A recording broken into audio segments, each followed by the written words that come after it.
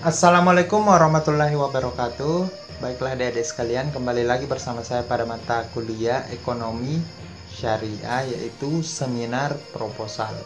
Untuk seminar proposal ini dapat berlaku umum untuk seluruh jenis dari suatu penelitian, karena pada materi seminar proposal ini akan membahas tentang bagaimana menyusun suatu proposal secara logis, rasional, dan sistematis.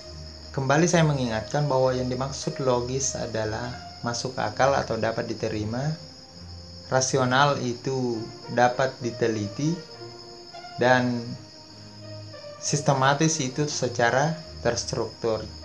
Dalam penyusunan suatu proposal tidak semerta-merta, tetapi ada format dari setiap penulisan proposal sesuai dengan jenis dari suatu penelitian yang dilakukan oleh seorang peneliti.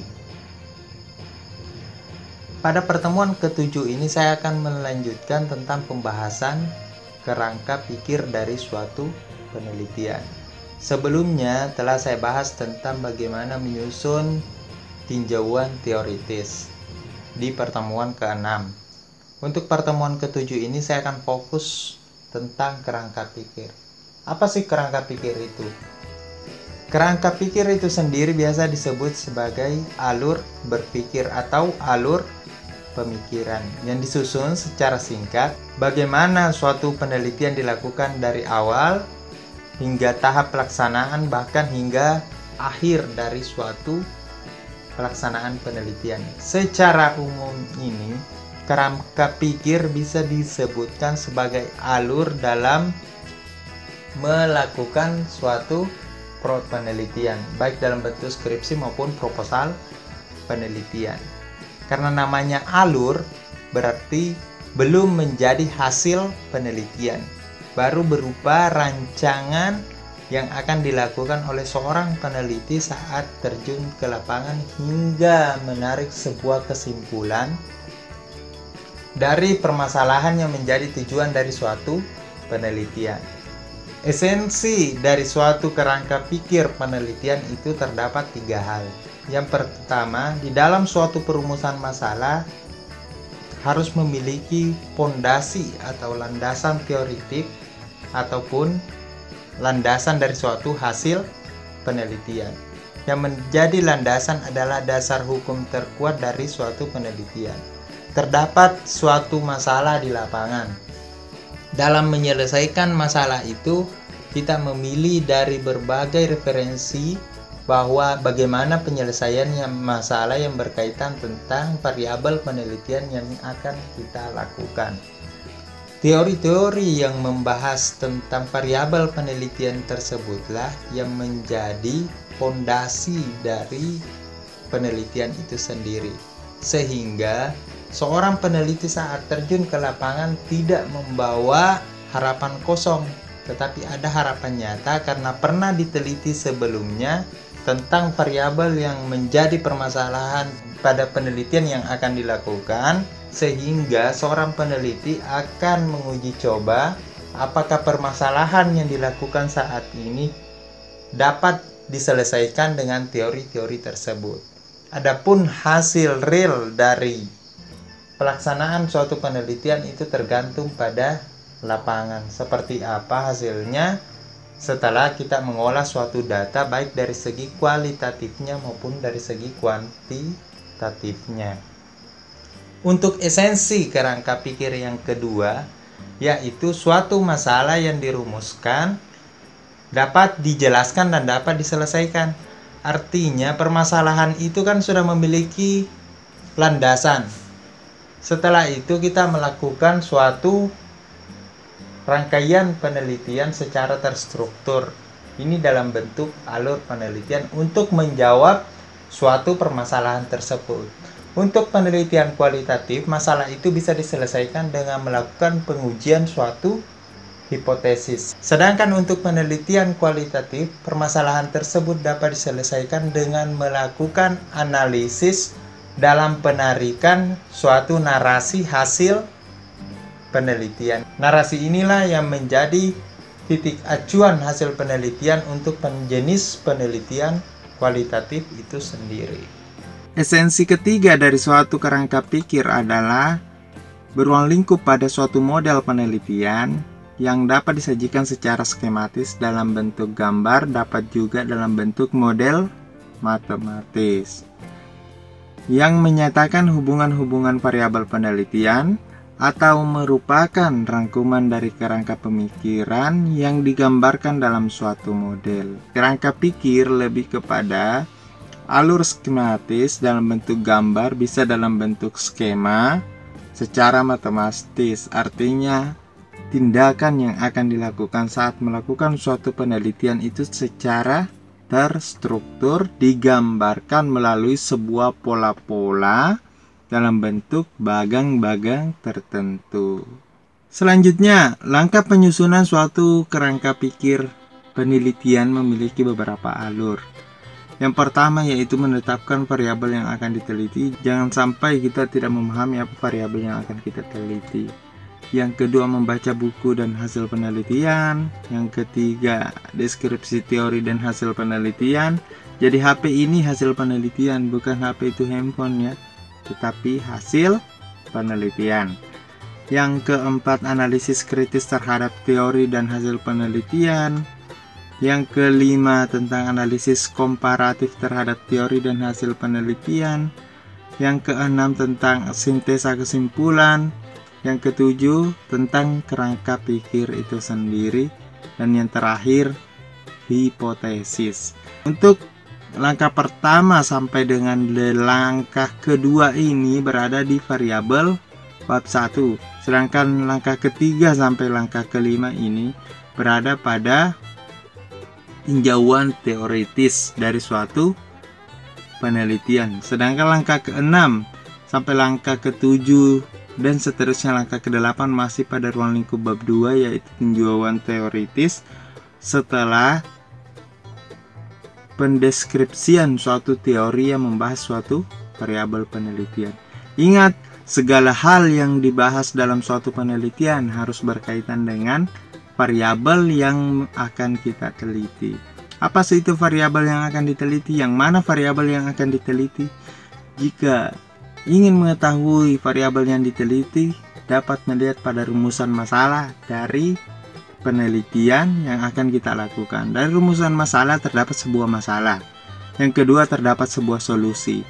Nah, keseluruhan dari itu, baik masalah maupun solusi, itulah variabel penelitian dengan syarat variabel penelitian itu dapat diukur. Nah, itulah langkah penyusunan kerangka berpikir secara terstruktur dari awal sampai akhir. Selanjutnya, bagaimana menyusun suatu kerangka pikir? Saya akan memberikan sebuah contoh bagaimana menyusun alur dalam suatu penelitian. Untuk kerangka pikir penelitian ini, yang pertama, di sini ada beberapa masalah yang menjadi tinjauan dari peneliti. Jadi variabel pertama yaitu terdapat masalah krisis ekonomi. Yang kedua, terdapat persaingan yang ketat. Yang ketiga, terdapat selera konsumen yang senantiasa berubah. Jadi ketiga masalah ini adalah variabel. Jadi di sini sudah memiliki 3 variabel yang akan diteliti, yaitu terdapat krisis ekonomi, yang kedua terdapatnya persaingan yang ketat, yang ketiga selera konsumen yang senantiasa berubah. Artinya bagaimana mengatasi krisis ekonomi, karena ini kan sebuah masalah. Bagaimana mengatasi persaingan yang ketat sehingga ekonomi terus berjalan. Yang ketiga, bagaimana membuat selera konsumen dapat senantiasa meningkat atau berubah. Dari permasalahan ini, setelah meninjau secara teoritis, setelah mengkaji beberapa referensi, setelah peneliti membaca beberapa rujukan, maka dia menemukan beberapa solusi yang ditawarkan oleh beberapa ahli yang pernah melakukan penelitian yang sama, kurang lebih hampir sama dengan penelitian sebelumnya. Nah, pada kesempatan kali ini, peneliti mengambil sebuah solusi. Jadi ingat, yang pertama itu adalah sebuah masalah, selanjutnya adalah variabel solusi. Dari permasalahan ini, solusi yang ditawarkan oleh peneliti pada judul kali ini tentang bagaimana strategi pelayanan, harga, kelengkapan, barang, dan promosi. Solusi yang ditawarkan adalah strategi dari suatu pemasaran, dari suatu pelayanan, strategi dari suatu harga kelengkapan, strategi dari harga barang, dan promosi. Jadi peneliti di sini menawarkan sebuah strategi pemasaran, pelayanan, harga, kelengkapan, barang, dan promosi.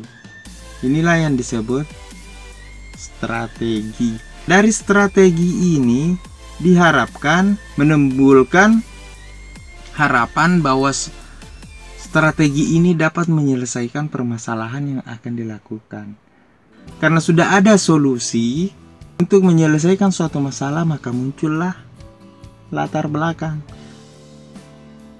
Apakah terdapat pengaruh pelayanan harga, kelengkapan barang, dan promosi terhadap keputusan pembelian? Yang kedua, variabel manakah yang memiliki pengaruh terbesar terhadap keputusan pembeli? Jadi, akan dicari variabel yang paling mempengaruhi keputusannya seseorang membeli. Variabel apa? Apakah pelayanan harga? Apakah tentang kelengkapan barang? Ataukah tentang promosi? Manakah di antara variabel ini yang akan lebih berpengaruh membuat pembeli ingin membeli? Nah, di rumusan yang pertama, apakah terdapat pengaruh pelayanan, baik harga, kelengkapan barang, dan promosi terhadap keputusannya seseorang pembeli? Apakah promosi itu ada fungsinya untuk membuat seseorang membeli barang? Apakah kelengkapan barang ada pengaruhnya untuk meningkatkan keinginan seseorang membeli barang? Apakah harga menarik simpati dari pembeli untuk membuat keputusan membeli barang, maupun strategi pelayanan dan pemasaran lainnya? Ini dalam bentuk pertanyaan, belum terjawab. Nah, untuk menjawab masalah ini dilakukanlah penelitian. Setelah dilakukan penelitian, terjun ke lapangan, dilakukanlah uji data. Karena ini adalah penelitian kuantitatif, maka dia melakukan uji regresi dan uji F serta uji T untuk mengetahui besar pengaruhnya. Apakah suatu variabel mempengaruhi variabel lain? Apakah variabel solusi dapat menyelesaikan masalah dari variabel suatu permasalahan? Untuk mengetahui itu dilakukanlah uji F dan uji T sebagai bentuk pengujian daripada hipotesis. Sebelum pengujian ini tentu kita membuat sebuah hipotesis. Meskipun hipotesis akan kita bahas sebelumnya, tapi tidak apa-apa saya jabarkan. Hipotesis itu adalah dugaan sementara. Di sini ada pertanyaan, apakah terdapat pengaruh? Maka saya membuat dugaan, iya, ada pengaruh karena berdasarkan beberapa teori terdapat pengaruh. Itu kan hipotesis, dugaan. Tetapi hipotesis saya itu belum terbukti kebenarannya. Untuk membuktikannya, maka saya melakukan uji F ataupun uji T. Ini namanya sistematis secara metodologi penelitian. Setelah dilakukan suatu analisis data, maka muncullah penarikan kesimpulan terhadap data hasil uji coba dan terhadap pertanyaan dari peneliti. Apakah pengaruh pelayanan, harga, kelengkapan barang, dan promosi terhadap keputusan pembeli itu berpengaruh terhadap keputusan pembeli? Sehingga secara umum di dalam suatu kerangka pikir, dari awal memiliki sebuah masalah sampai menyelesaikan masalah, sampai muncul hipotesis, sampai cara melakukan penelitian, pengujian data, sampai penarikan kesimpulan, dijabarkan dalam bentuk bagang kerangka pikir secara sistematis, dalam bentuk diagram bisa, dalam bentuk gambar bisa, dalam bentuk skema bisa. Saya pikir cukup sekian tentang kerangka pikir. Lebih dan kurangnya mohon dimaafkan. Wassalamualaikum warahmatullahi wabarakatuh.